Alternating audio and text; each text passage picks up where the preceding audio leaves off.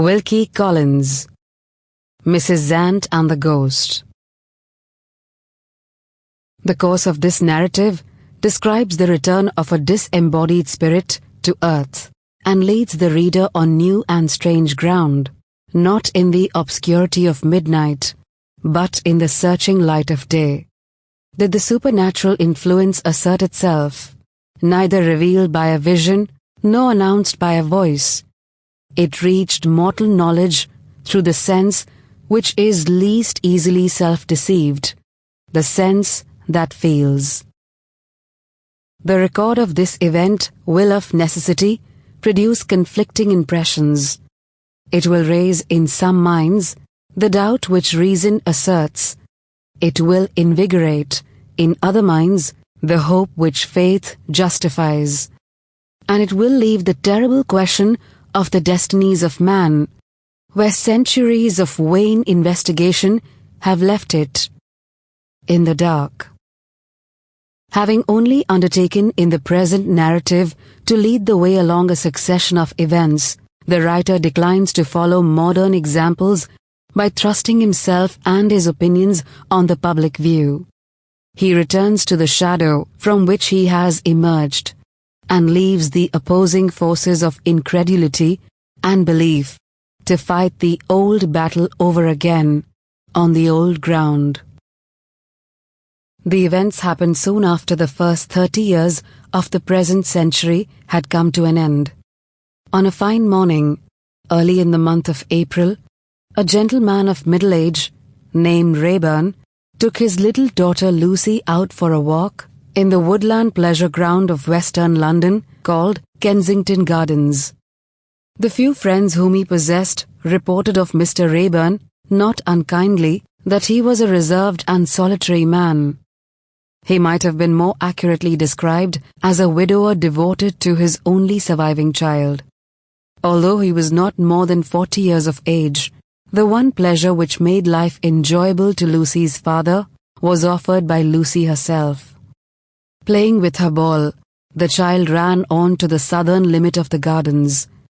At that part of it which still remains nearest to the old palace of Kensington, observing close at hand one of those spacious covered seats, called in England alcoves.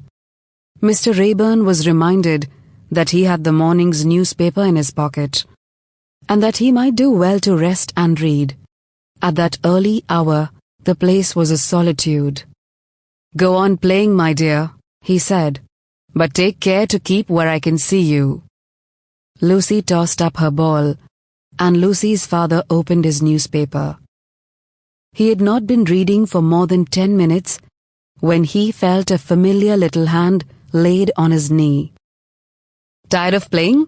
he inquired, with his eyes still on the newspaper. "I'm frightened, Papa." He looked up directly. The child's pale face startled him. He took her on his knee and kissed her. "You oughtn't to be frightened, Lucy, when I'm with you," he said gently. "What is it?"